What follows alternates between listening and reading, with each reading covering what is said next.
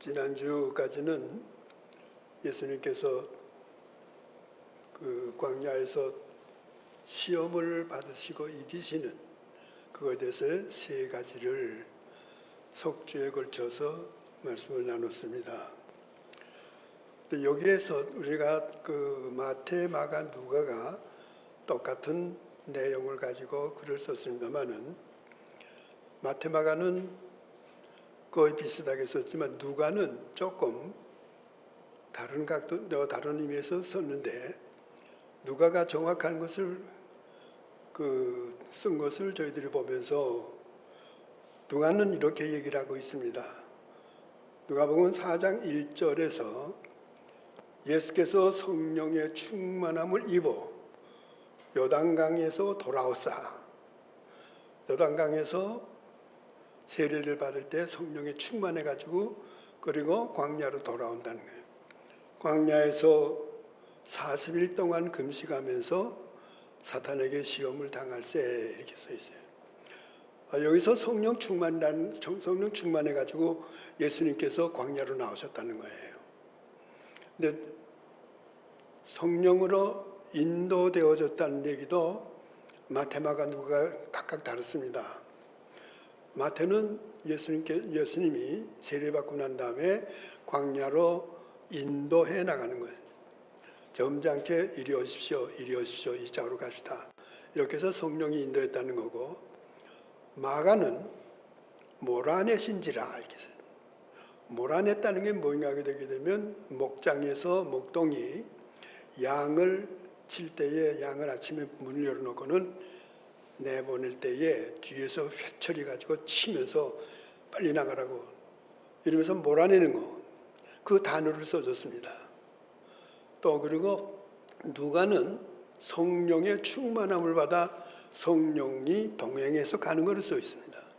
여기 성령 충만으로 나갔다는 얘기는 누가만 썼는데 성령 충만이라는 이 단어는 프레리스라는 단어를 써줬어요. 근데 사도행전에 작년 성령 강림절 때 제가 말씀을 드렸습니다마는 거의 다 아마 잊어버렸을 겁니다. 사도행전의 성령 충만은 세 가지의 단어가 있습니다. 프레라는 기본 동사에다가 어미가 다른 것을 붙입니다.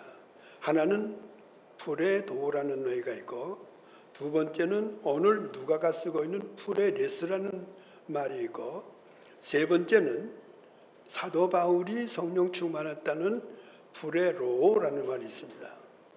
프레라는 기본 동사에다시 그 어미에 도를 썼느냐, 아니면 레스를 썼느냐, 아니면 로를 썼느냐, 여기에 따라 가지고 성령 충만은 같지만은 받는 방법은 다릅니다.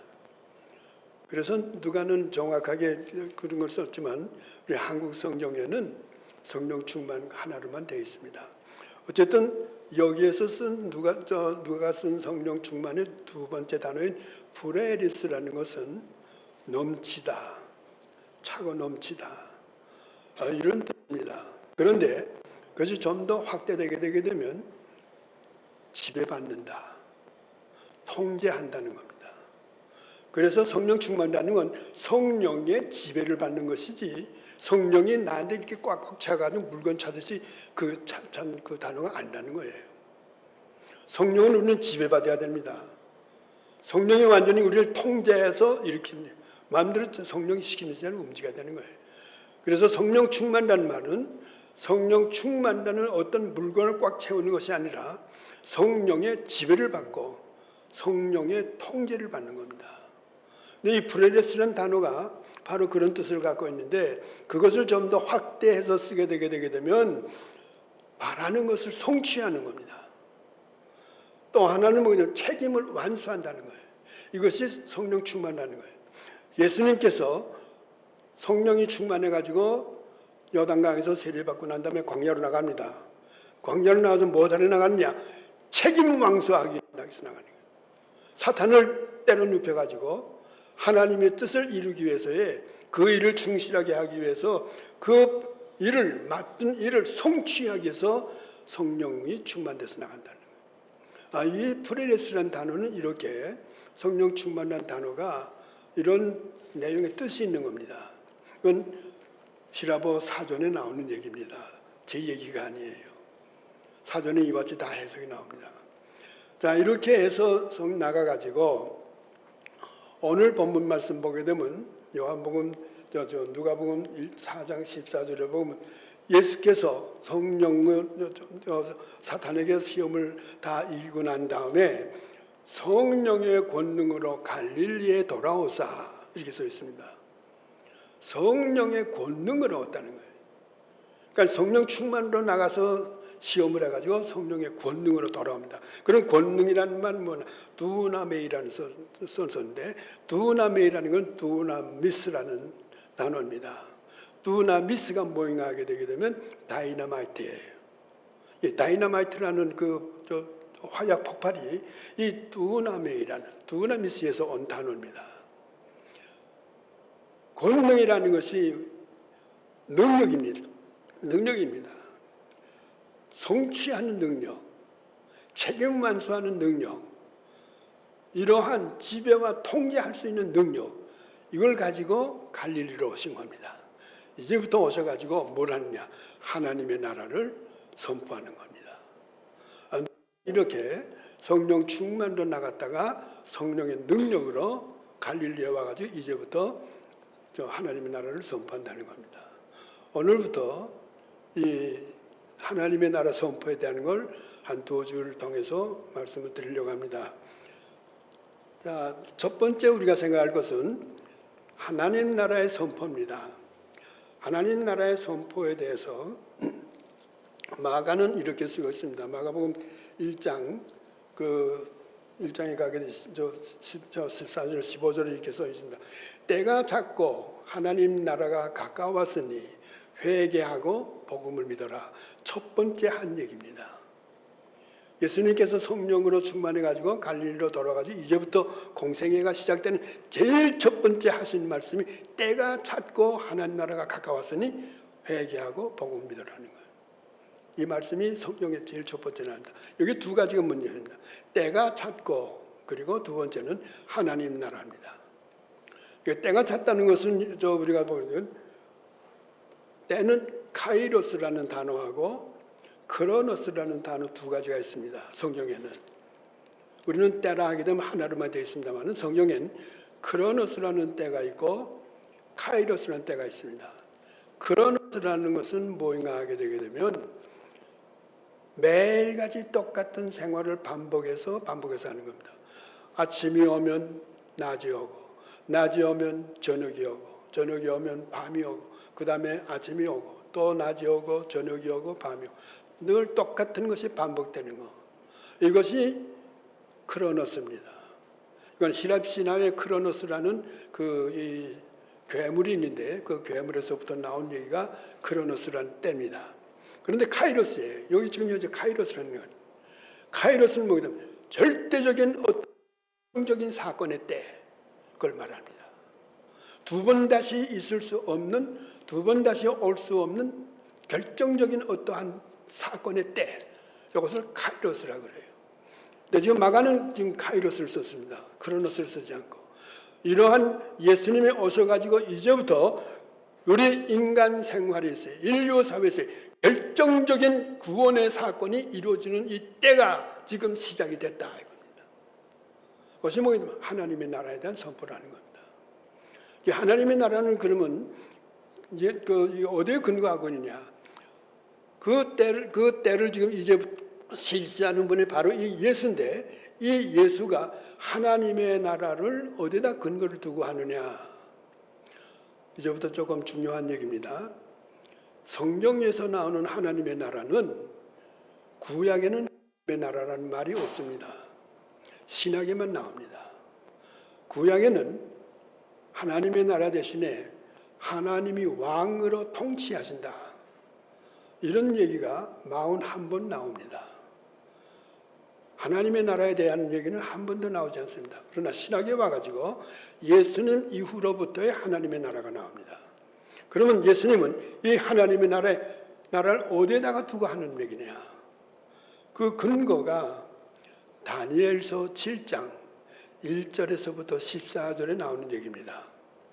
여기 보게 되게 되면 1절에서부터 8절까지 보게 되게 되면 네 짐승이 나옵니다. 여러분들 잘 기억해 두시기 바랍니다. 첫 번째 짐승은 뭐냐면 사자 같은 동물이 날개가 2개가 달아가지고 나옵니다. 바다에서부터 나옵니다. 그런데 이 사자 같은 동물의 2 날개가 없어지더니만 사자가 2발로 올라서 가지고 사람 모양으로 서질이 됩니다. 두 번째 동물이 나옵니다. 두 번째 짐승은 어떤 짐승인가 하면 곰과 같은 짐승인데 이 곰이 이에다가 갈빗대 3개를 물고 있어요. 갈빗대 3개를 물고 있는 곰이 엄청난 무서운 곰이 바다에서 떠나옵니다. 세 번째 짐승이 나옵니다. 세 번째 짐승은 어떤 짐승인가 하면 표범과 같이 날쌘 짐승인데 무서운 짐승인데 이 짐승이 날개가 4개가 달렸습니다. 4개가 달린 짐승이 나옵니다. 마지막으로 4번째 나오는 짐승이 있습니다. 이 4번째 나온 짐승은 3번씩이나 나왔던 짐승보다도 엄청나게 무서운 짐승인데 이 짐승은 이가 쇠로 되어져 있습니다. 철로 되어져 있는 이에다가 갈비를 모든 것을 있는 것마다 이 이로 다 부숴버리고 이 부숴버린 나머지는 발로 밟아버립니다. 이러한 4 짐승이 나온 후에 이 기한이 다 찬 후에 하늘의 법정에서 재판을 합니다. 하늘의 법정에서 이 4 짐승과 4 짐승을 따라다니는 무서운 짐승들 모두를 다 죽여버립니다. 다 없애버려요. 그러고 난 다음에 불변의 왕국이 이루어지는 겁니다. 그러면 이 4 짐승은 뭐냐? 첫째 사자는 바벨론입니다. 두 번째 곰은 뭐냐? 파사나라입니다. 세 번째 표범은 뭐냐? 이건 히랍입니다. 히랍의 4 날개를 달았다는 건 알렉산더 대왕이 기원전 323년에 인도까지 공격하기 위해서 이란에 들어갔다가 이란에서 예기치 않게 열병에 걸려가지고 갑자기 죽어요. 죽고 나니까 그 넓은 그 대륙을 통치했던 알렉산더 대왕이 32살 때 죽는데 이 30세 초반에 죽은 이 나라를 4 장군이 논아가집니다. 그래서 4 날개예요.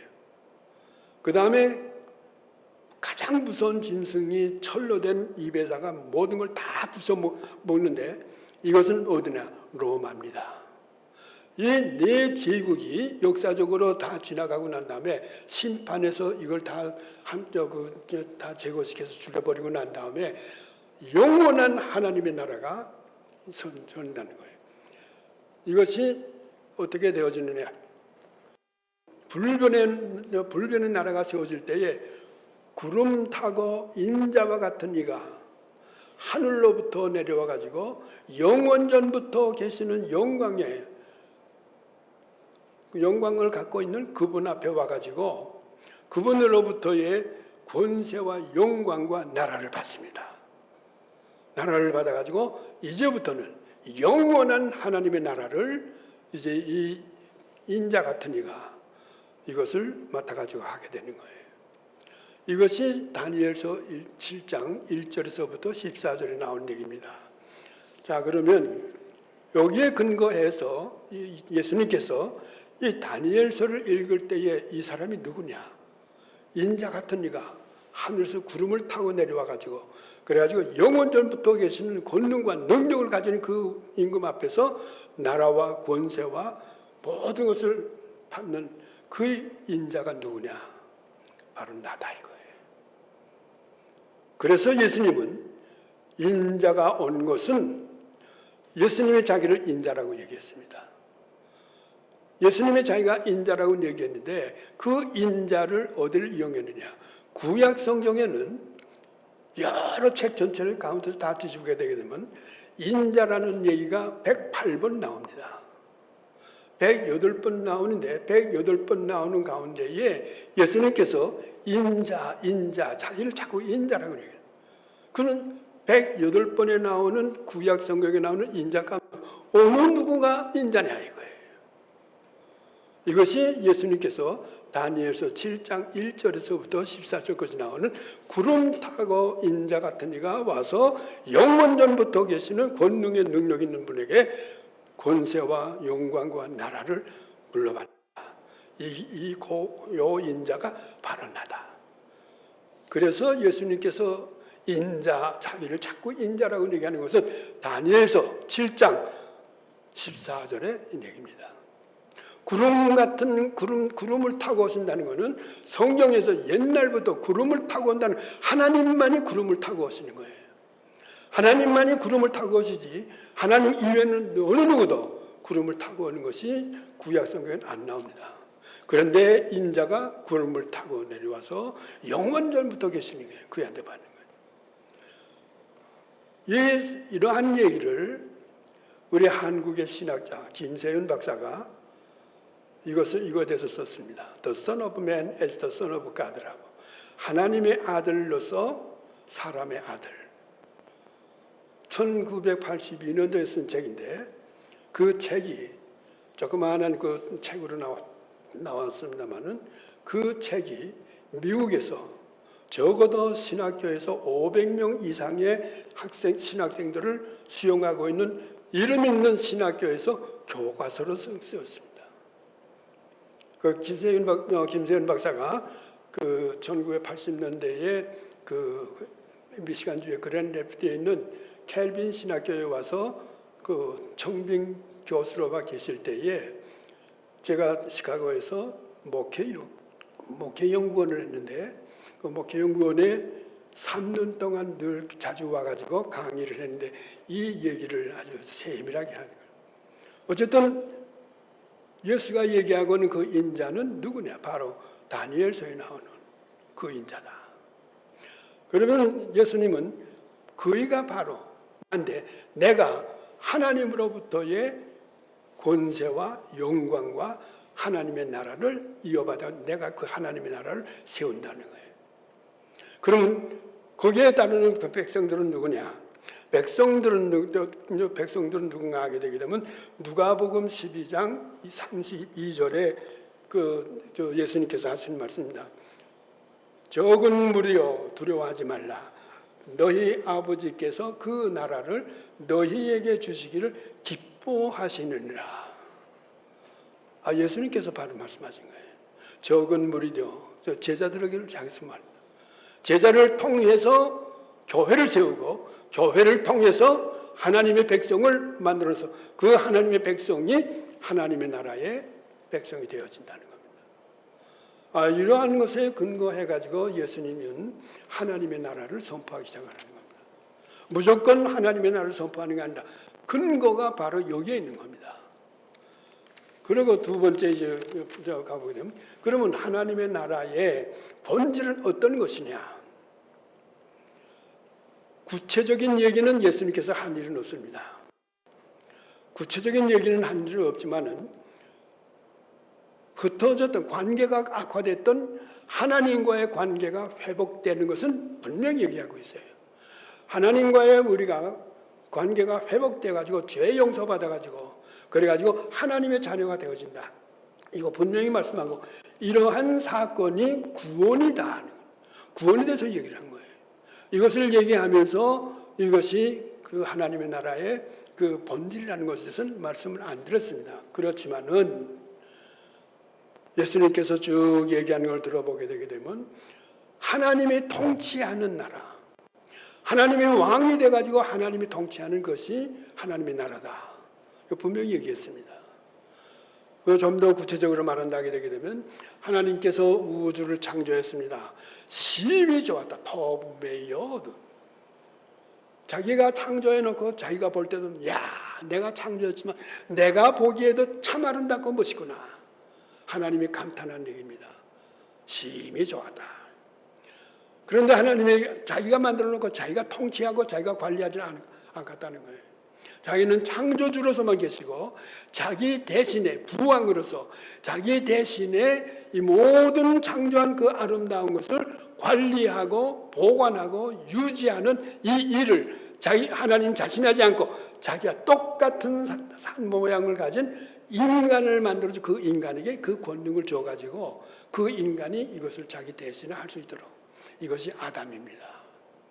아담이라는 건 단수 명사가 아닙니다. 복수 명사입니다. 복수 명사이기 때문에 이건 인류를 말합니다. 인간. 그런데 이 인간이 하나님으로부터의 하나님이 주시는 자원, 하나님이 주시는 능력, 하나님이 주시는 지혜, 하나님이 주시는 시간, 이거 가지고 에덴에서부터의 것을 관리하게 되는 거예요.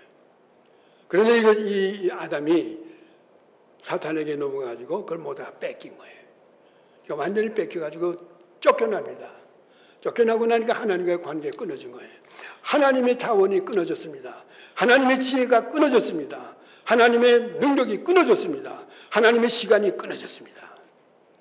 우리 인간은 지혜가 없어요. 1분 후에 되어질 건 모릅니다. 1시간 후에 되어지는 것 저는 몰라요. 왜? 지혜가 없기 때문에. 능력이 없습니다. 코로나 바이러스 균 하나 때문에 온 세계가 난리가 난 거예요. 조그마한 눈에 보이지 않는 균입니다. 능력이 없어요. 우리 인간은 시간이 없습니다. 내 시간이 아닙니다. 우리는 기껏해야 120년 살다가 끝입니다. 흙으로 돌아가는 거예요. 모든 하나님으로부터 끊어지고 나니까 이 모든 것이 끊어진 겁니다. 이러한 것을 하나님께서는 보고 그만 가만 놔두자는 거예요. 끊어진 이러한 인간이 결국은 뭐냐? 결핍입니다. 아무것도 없어요. 아무것도 없기 때문에 어린아이가 어머니 못해서 나올 때부터 주먹을 칩니다. 무엇이든 가져야 되거든요. 갖지 않으면 못합니다. 그러니까 어떤 일이 있더라도 내 평생 동안 내가 뭘 가지하면 산다. 내가 뭐 이셔만 산다. 그래서 지혜를 갖기 위해서 대학도 다니고 대학도 경쟁으로 들어갑니다. 또 모든 거 다 경쟁으로 해야 됩니다. 내가 돈이 있어야 된다. 어떤 방법이라도 돈 가지고서 자기가 사는데 안정을 할.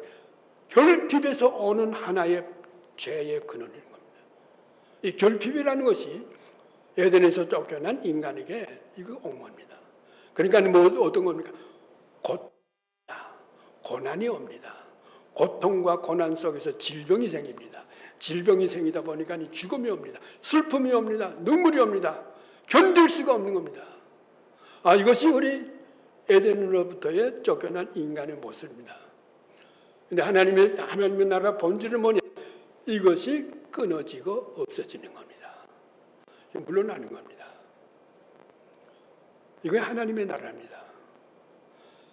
또 하나는 뭐인가 하게 되게 되면 하나님의 가치가 세상의 가치, 우리는 세상 가치를 가지고 살아가는 거예요. 오늘날 우리 예수 믿고 구원받은 사람들이지만 세상의 가치에 다 끌려 들어가는 거예요. 그러나 세상의 가치로서는 안 된다는 거예요. 하나님의 가치 가지고 살아가야 된다. 이 하나님의 가치 가지고 살아가는 게 어디 나오느냐? 마태복음 5장 1절에서부터 10절까지 나오는 산상복은 팔복입니다. 팔복이라는 것은 산상복이라는 것, 이것이 하나님의 가치입니다. 그러면 이 하나님의 나라의 복은 어떤 거냐? 하나님의 나라에서 주는 모든 삶의 방법은 어떤 것이냐? 이거는 누가복음도 나오고 마가복음도 나옵니다마는 가버나움에서 중풍병자가 예수님 앞으로 와서 병 고치기 위해서 지붕을 뚫고 내려오는 모습입니다. 중풍병자입니다. 중풍병자는 뭘 말하느냐? 오늘날 우리의 인간 모습 그대로입니다. 아무것도 못합니다. 손발도 있고 멀쩡하게 다 사지가 있지만은 중풍병자는 아무것도 합니다. 살아있지만 죽은 인간이에요. 그 인간이 지붕을 뚫고 내려와서 예수님 앞에 내려오니까 예수님께 소자야, 네 죄사함을 받았느니라. 첫 번째 죄사함입니다. 우리도 놀랄 일이죠. 왜 죄사함 받느냐? 병 고치는 소자야 일어나서 걸어가라. 이 말씀 하지 않고 왜 죄사함 받았느냐. 근데 그 예수님이 그 가버나움의 그 집에 그 꽉 들어 차 있는 그 집에 한쪽에는 누가 지나가면 바리새인과 서기관이 있습니다. 서기관이 앉아가지고 지금 예수님 무슨 일을 하고 있는가. 책 잡기 위해서 와서 있는 그때에 이 사건이 벌어졌습니다. 근데 서기관들이 생각이 뭐냐면 저가 누구길래 하나님만이 할 수 있는 죄 사함을 저 사람이 망령되이 이 환자에게 죄 사함 받았다. 이거 말할 수 없다. 저 참담한 죄다. 이렇게 생각을 해요. 그때 예수님께서 얘기를 합니다. 서기관에게 왜 마음속으로 참남하다는 걸 생각하고 있느냐. 이 세상에서 죄사함을 받은 자, 죄사함 권리가 있다는 것을 내가 너에게 보여주기 위해서 한 것이다 이거예요. 그리고 예수님께서 얘기합니다. 소자야 일어나서 네 상을 가지고 걸어가라. 이 사건이 예수님께서 오셔가지고 복음을 전파하기 시작하고 얼마 안 됐습니다. 얼마 안 된 때에 마가복음은 2장에 나옵니다. 1장에서 나오고 그 다음에 2장에 들어가자마자 이 가버나움에서 중풍병자 고치는 일이 이제 나옵니다. 첫 번째 나옵니다. 왜? 주님이 이런 분으로 오신 것이다. 이러한 권능과 이러한 일을 가지고 이 일을 하시기 위해서 오신 것이다. 그래서 하나님의 나라에서 복은 첫 번째 죄사함 받는 겁니다. 죄사함 받는 것이고 두 번째는 누가복음 15장에 나옵니다. 누가복음 15장에 나오게 되게 되면 탕자가 나옵니다. 탕자가 저 아버지 밑에서 아주 멋있게 잘 살고 있습니다. 에덴 동산에서 살던 것과 똑같은 모습으로 사는 거예요. 자기 아버지 밑에서. 근데 이 탕자가 아버지한테 아버지 내가 가질 재산을 나한테 주시오. 내가 아버지하고는 같이 안 살겠습니다. 유대 법에 이거에서는 유산을 줄 때는 아버지가 죽고 나야만 유산을 물려받게 되어 있습니다. 근데 아버지가 지금 생생하게 살아있는데 그런데 아버지한테 얘기합니다. 아버지 내가 가질 몫에 대한 거 주시오. 아버지 빨리 죽으시오. 반항하는 거예요. 형편없는 것이죠. 이 탕자가. 그래서 아버지가 그걸 다 줍니다. 조선 나가가지고 포랑방탕해가지고 다 써버려가지고 할 수 없이 먹을 것이 없으니까 돼지 그래가지고 돼지가 먹는 것을 먹다가 그러다가 회개하고 돌아옵니다. 아버지 집에는 구할 것이 많고 먹을 것도 많은데 내가 아버지 앞에 돌아갈 자격도 없다. 그러나 일꾼이라도 내가 가서 일하게 되거든 먹을 거는 얻어먹죠. 그래서 아버지 앞에 염체불구하고 돌아옵니다. 그런데 아버지는 어떻습니까? 매일같이 기다립니다. 멀리서 오는 아들을 보면서 아버지 마음이 기뻤습니다. 그리고 아들이 왔을 때에 끌어안고 죽었던 내 아들이 살아 돌아왔구나.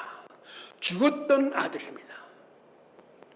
그리고 옷을 갈아입고 그리고 아들의 자격을 다시 준 겁니다. 의롭게 됨과 동시에 아버지의 자녀가 되어진 그것을 받은 겁니다. 이것이 은혜입니다. 이러한 것을 받는 것이 때문에 하나님의 나라는 뭐냐? 하나님 나라는 죄사함 받는 동시에 하나님의 자녀가 되어지는 겁니다. 그리고 영생을 얻는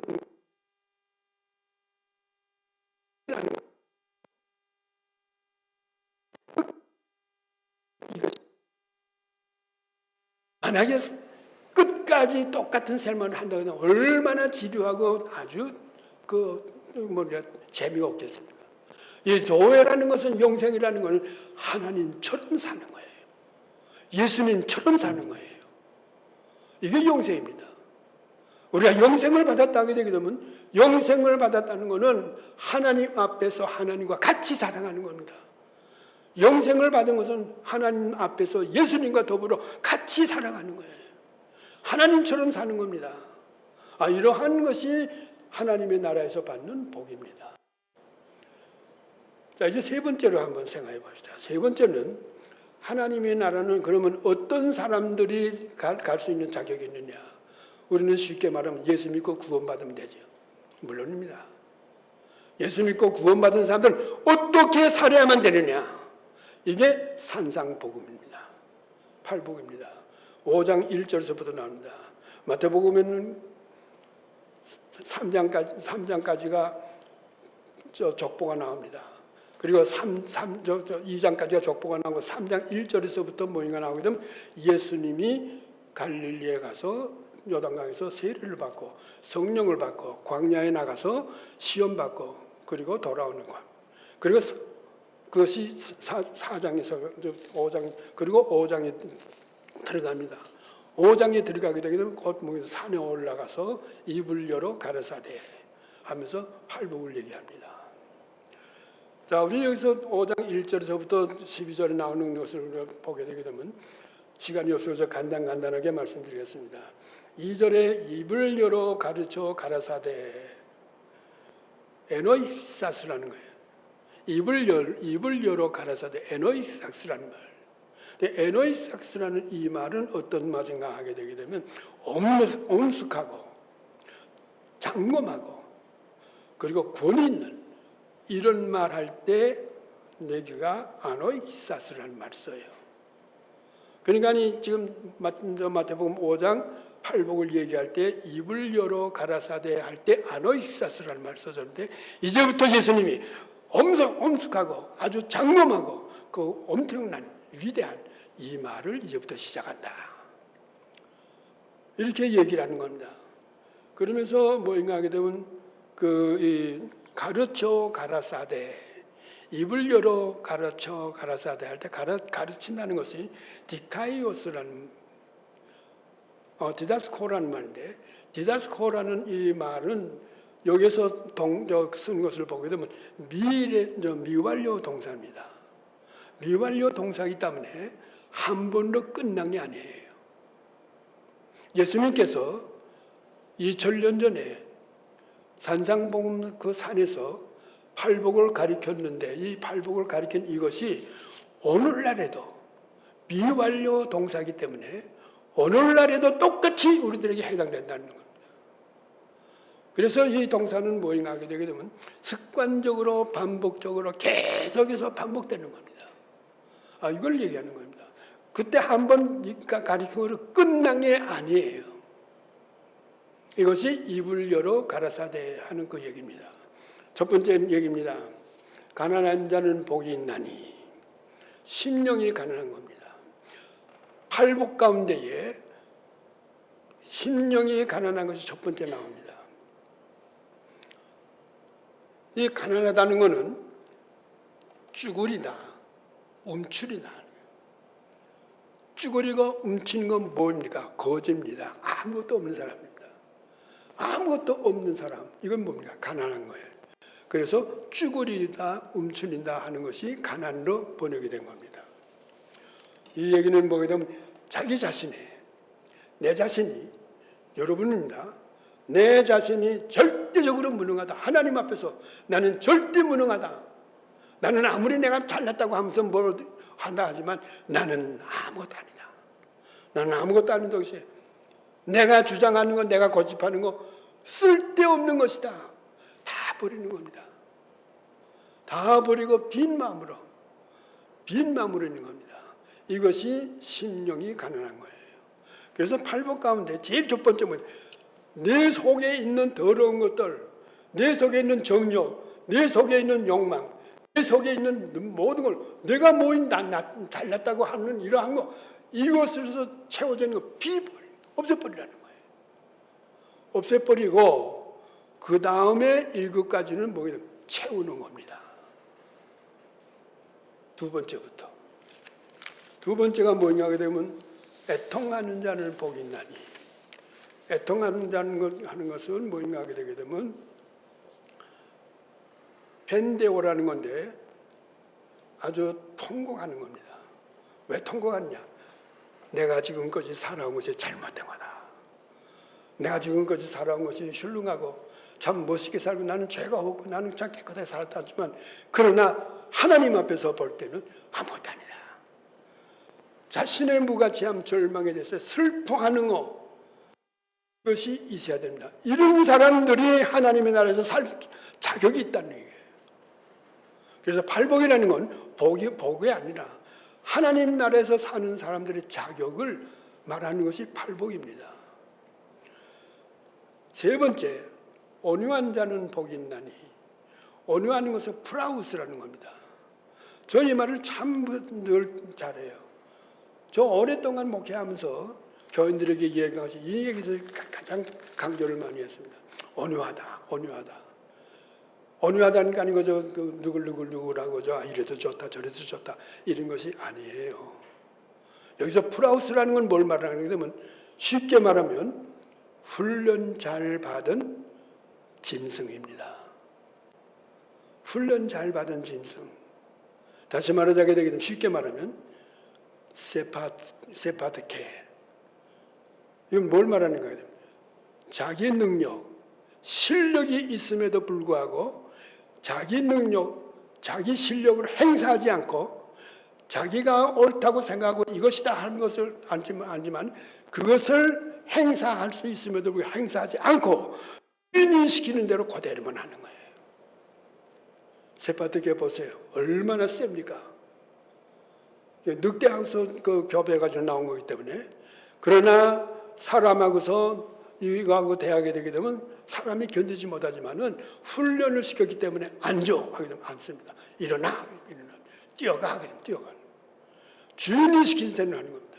내 감정, 내 생각, 내 모든 것, 내가 옳다고 생각합니다. 이거 옳다 해서 내 모든 것을 나 자신이 할 수 있음에도 불구하고 이것을 억제해가지고 하나님의 마음속에서 예수님의 마음속에 예수님이라면 어떻게 하겠느냐 이 생각에서 예수님에게서 자기의 모든 것을 내려놓는 겁니다. 이게 온유입니다. 자기 능력과 자기 실력이 없어서가 아닙니다. 할 수 있음에도 불구하고 주인이 시키시는 대로 그대로 하는 겁니다. 의에 줄이고 목마른 자. 이거 줄이고 목마른다는 겁니다. 의에 줄이고 의가 얼마나 필요하게 되게 되면 목마른 사람이 물을 마시려고 허덕이는 거. 상태로서 거의 그만큼 의를 사모하는 겁니다. 이런 사람이야만 천국에서 산다는 겁니다. 궁혈이 여기는 자. 궁혈이라는 것은 엘레에모이라는 건데 엘레에모이라는 것은 상대방의 마음속에 들어가서 내가 그 사람의 마음속에서 그 사람이 지금 어떻게 생각, 어떤 형편이 있고 어떤 처지에 있는 거 내가 느끼고 내가 그 사람과 동등한 위치에 있는 거 이걸 얘기합니다.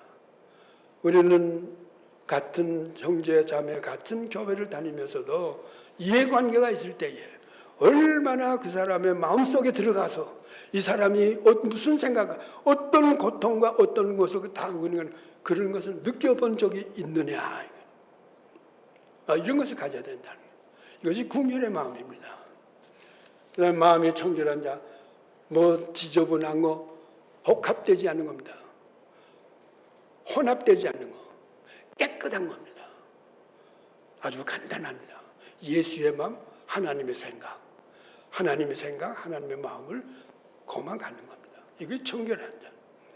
그 다음에 화평케 하는 자. 우리는 싸움이 보통입니다. 다툼이 보통입니다. 이해 타산이 앞섭니다. 자기가 올라갑니다. 이러다 보니까 다툼이 있고 계속 싸웁니다. 특히 한국 사람들, 교회, 얼마나 싸움이 나서 잘된 데가 있는가 한번 찾아보세요. 절대 없습니다. 절대 없습니다.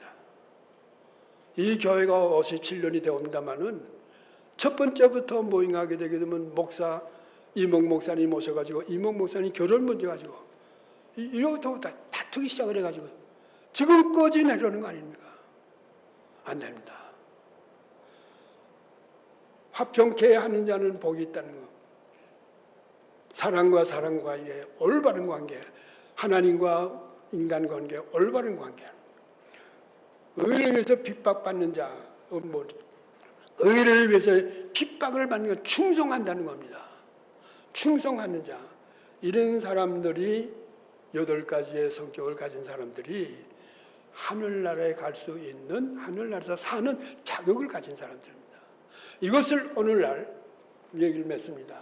오늘날 이 땅에서 교회에서 생활하는 우리들이 이러한 삶을 여기서부터 시작하는 겁니다. 하나님의 나라는 우리가 죽고 난 다음에 가는 것이 아니라 내가 예수 믿고 구원받은 현재 여기서부터 하나님의 나라는 나로부터의 시작이 되어 가는 겁니다. 하나님의 나라는 예수님이 오신 그때부터 이미 출발했습니다. 그러나 끝나는 것이 완성되는 게 언제? 완성되는 것은 예수님이 재림해서 오실 때 완성이 됩니다. 우리는 그 중간에 살고 있습니다. 때문에 우리는 두 나라에 살고 있는 거예요. 한쪽 발은 이 세상의 나라, 한쪽 발은 하나님의 백성. 그러나 하나님의 백성으로서 사는 것을 지금 교회를 통해서 훈련받고 여기서부터 잘 습득해 나가면서 이것이 하나님 앞에 갔을 때 계속 연결되어지는 겁니다. 이런 것을 우리들이 경험해서 예수님께서 갈릴리에 돌아오셔가지고 첫 번째부터 얘기한 것이 하나님의 나라가 가까웠으니 회개하고 복음을 믿어라 하는 이 말씀인데, 다음 시간에는 그 의도가 어디에 있느냐 하는 것에서 다음 주에 좀 말씀드리도록 하고, 오늘은 하나님의 나라에 대해서만 말씀드렸습니다. 우리 모두가 다 예수 믿고 하나님의 구원받은 백성들입니다. 하나님의 자녀들입니다. 지금 현재부터 이러한 8가지 팔복에 대한, 이것을 이거 황금률이라고 합니다. 황금률 이거에서 충실하게 이러한 생활을 해나가다가 하나님 부르실 때에 영광스럽게 천사들의 환대를 받으면서 하나님 앞에 가서, 하나님, 내가 예수님으로 말미암아 이 땅에서 열심히 멋있게 살다가 하나님 앞에 왔습니다. 이럴 때 하나님이 수고 많이 했다, 이런 얘기 들으시는 여러분들이 되길 바랍니다. 기도합시다. 거룩하신 아버지 하나님, 예수님께서 광야에서 시험에서 이기시고 난 후 오셔가지고 첫 번째로 하나님의 나라가 가까웠으니 회개하고 복음을 믿어라 하신 후에, 그리고 5장 1절에 들어가면서 하나님의 나라에서 사는 사람들은 이러한 사람들이라는 걸 계속적으로 반복해서 말씀해 주시는 것을 오늘 저희들이 이 얘기를 나누었습니다. 예수님으로 말미암아 구원받아 하나님의 백성이 되어진 저희들, 지금 현재 이 시간부터 하나님의 백성답게 살아갈 수 있도록 성령 하나님, 우리 가운데 계셔서 우리를 지배하시고 통제해 주시어서 이러한 사람들로 살아갈 수 있도록 인도해 주시옵소서. 예수 그리스도 이름으로 기도드리옵나이다. 아멘.